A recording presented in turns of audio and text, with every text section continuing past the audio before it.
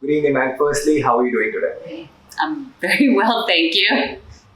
So, this is not going to be too complicated. We're just going to go to the start and then we're going to build up from there. Sure. We'll go to the absolute base that is working as a model from a young age. How was the experience from there? Obviously, there's so much I could talk about when it comes to my career and where I started and where I ended up. I think the reason why I chose to model many years ago was because I wanted to travel around the world. And I knew that models were able to move to different countries and work and live in different countries. So my initial desire was not really to model, it was more that I wanted to see the world. So when I want to do something, I got to find how can I get there. And when I started modeling, it was quite difficult because back in the day, ethnic girls or exotic girls or brown girls were not really the thing. It was more the all-American white girl, blonde hair that was trending at the time. So it was very difficult to find an agency and very difficult to, get picked up for campaigns. But I kept trying and I just put in a lot of the work. And at one point, finally, there became the trend for exotic girls. Mostly Brazilian girls became the trend. And so because I'm multi-ethnic, I was able to fit into that category. So that's when actually I finally got the ability to be with an agency.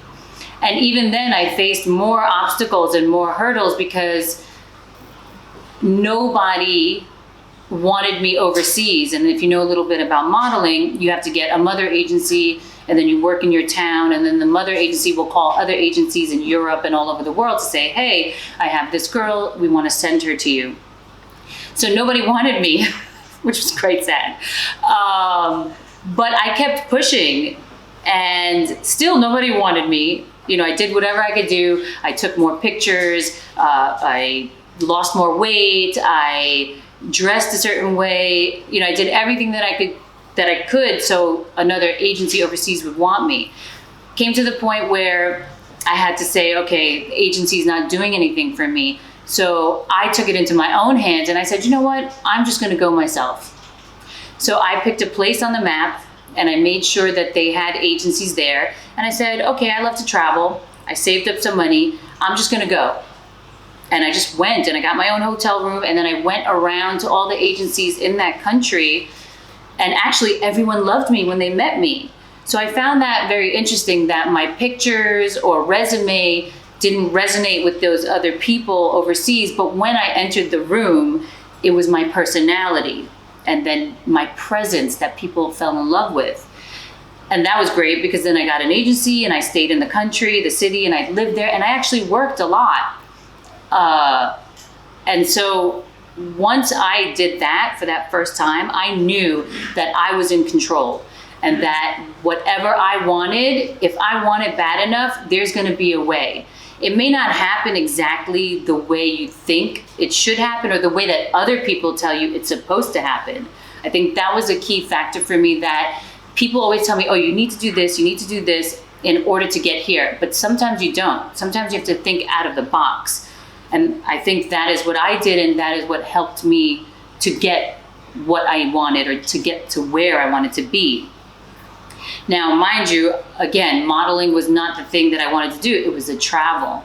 So once I accomplished that, I said, okay, now I know I can do this. I'm just going to pick every country that I want to visit and live in and find an agency or find the agencies, and I'm just going to take myself there and do that. And guess what? I did that in every country. I mean, I went to the UK, I went to Germany, I went to Turkey, I went to Greece, I was in Thailand, I was in Singapore. I was like all over the world. And that felt really good because I did it my way and I accomplished what I was set out, or what I set out to accomplish. Because I had a dream and a desire to travel the world and experience, different cultures and meet new people and listen to different music and taste different food, modeling was the catalyst that helped me to do that And then the next thing that happened to me was pretty amazing. I ended up in India working in Bollywood. Now that is a whole other story that wouldn't fit in this time frame, but through my journey of traveling and my jobs that I did throughout, different countries around the world, one day I received an email saying, "Hi, we'd like you to come in to audition for this film." At that time I lived in Denmark and I had no idea what these guys were talking about and who they were. And when they wrote the address of where they wanted me to come in to audition, I said, "Hey, I am an American model living in Denmark and I'm not an actress and I don't speak your language. I think you have the wrong person." Long story short, they actually saw a jewelry ad that I had shot in Greece. And it was for India, and I was all over the billboards. And I think the director had seen my picture, and he envisioned me to be that character. Many people have said I look very Kashmiri, and that was the role of here in Rockstar. So another thing is that I met the director. Story was amazing. He said, "If you come to India, I will help you to learn the language and give you some acting lessons." Now I'm living in Denmark and I'm thinking, India, strange place. I don't know what to expect. I don't know anybody. I decided to take the chance. This is another thing now that changed my life. So I guess the story or like the pattern here is that I take risks and I take chances. And many people had told me back home, "Oh no, India, oh, do you know there's cows in the streets and it's dangerous and it's third world." Like people were really like afraid for me. And I laughed because I'm like, what are they talking about? This is a great new adventure. And I had an agency in America that wanted me to do film and TV, but I always said no because I'm quite shy. But this opportunity came, and because of other things in my life that meant more to me, which I can tell you, is that I didn't really know my dad, and he's Pakistani, and I didn't know the culture, and my mom's from Czech Republic. So at that time in my life, I felt like I was missing my heritage. Like I was asking myself, who am I? So I prayed to God. I'm spiritual, not really religious. I prayed to God, I prayed to the universe. I said, I really want to know my family. I want to know who am I? Like, where do I really come from? Funny enough, if you talk about manifesting, this movie that I got, Rockstar, shot in my mother's country, Czech Republic, and in Punjab.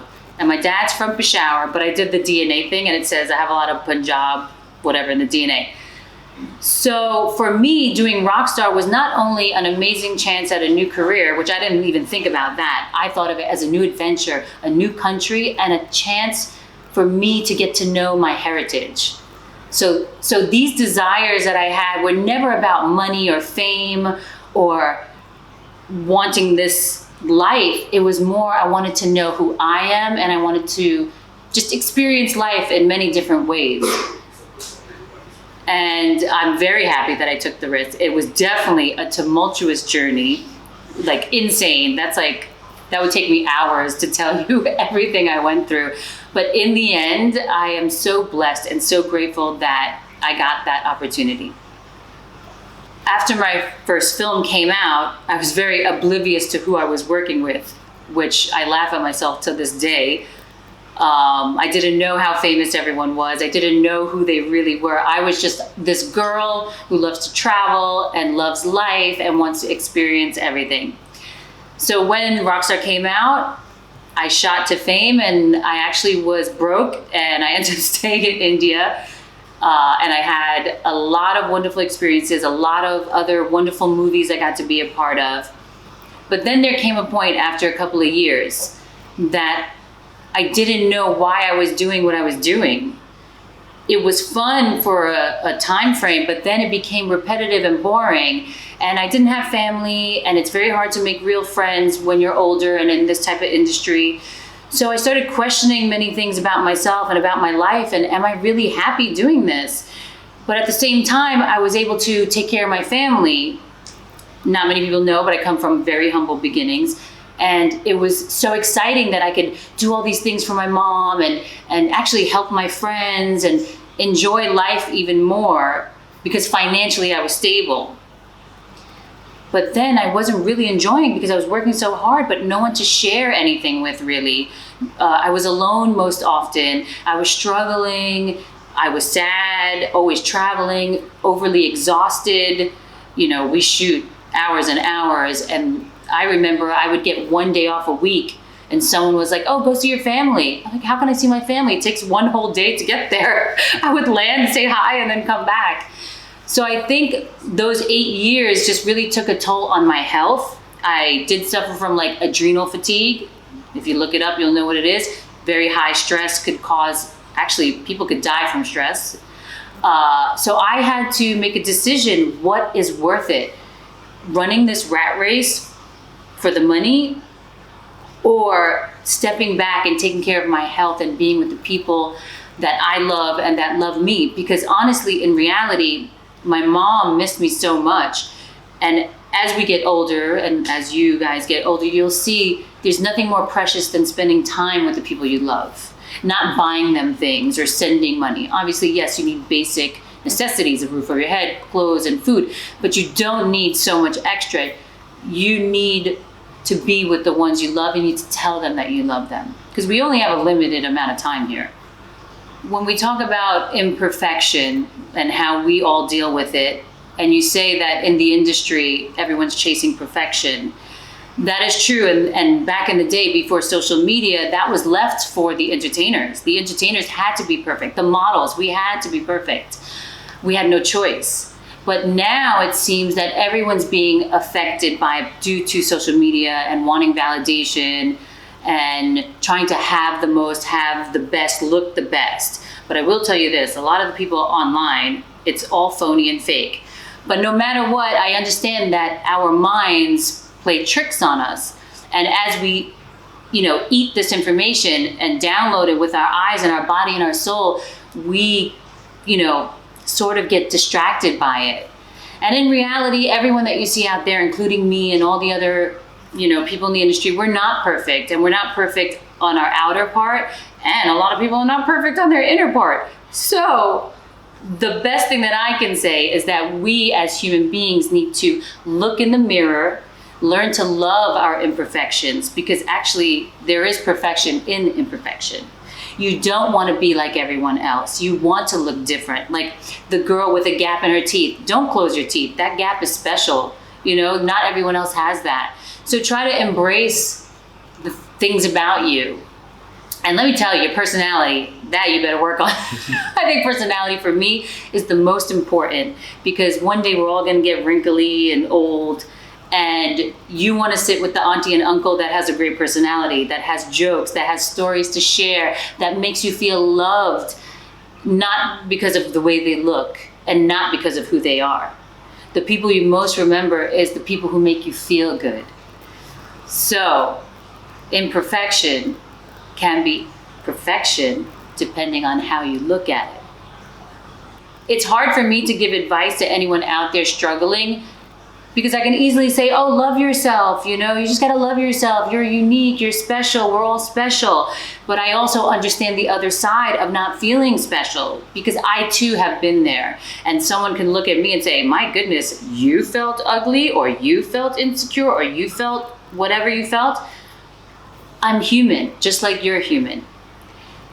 And it takes time, it takes awareness, and it takes time to train your mind. It takes gratitude. I found that gratitude, being grateful for the things you have, is really important. And the body parts that you love, that's really important. And your personality, maybe you're funny, maybe you're witty, maybe you're super smart. You have to look at those things and really be grateful that you have that. And I mean, there's a lot of other things. There's also spiritual things I can get into, like meditation. There's also, work you can do on yourself, because when we look in the mirror and we feel negative about ourselves, that's an issue with our self-worth and the not good enough feeling. And I promise you, many people in front of the camera feel that way at times. And I know it's a struggle. So all I can say is that you have to practice good mental hygiene. Be aware of your thoughts. Do things that make you happy. Go to the gym, because the gym feels good. Maybe not to lose weight, at least for your serotonin and your dopamine, eat better, because that changes the way you think. And I've seen both sides of the coin. I gained a lot of weight. I was eating bad. I wasn't working out. My mental hygiene was very poor, and it showed. Even in my aura and my energy, it showed. And then now I'm back to working out, eating better, thinking better. I catch myself thinking a negative thought. I say, nope, what are you doing? You slap yourself. That's what you gotta do, slap yourself. So it's the power is in your hands. Just like at the beginning, I told you how the power was in my hands. I had to take everything into my hands. I'm the only person that could make that change, take that risk, and make a difference in my own life. And look after yourself first, because then when you take care of yourself and you're healthy mentally, physically, you can help so many other people. So basically, in this entire conversation with you guys, or me just talking to you guys, I think the point here is that you have the power to change. Everything is in your hands. And I do understand it is tough. Believe me, I do understand. But you have to keep going. You have to have discipline. And also, sometimes things don't work out the way you think they're supposed to work out. But you have to have a more open mind to see that there are other blessings right next to you, but you're so narrow-minded. So open your eyes, open your soul to the blessings that are actually there. And many more will come, I promise you. And know that not everybody wants the same thing as you. So you can get what you want. Like, I may not want what you want, and you may not want what I want. But we both are able to achieve that.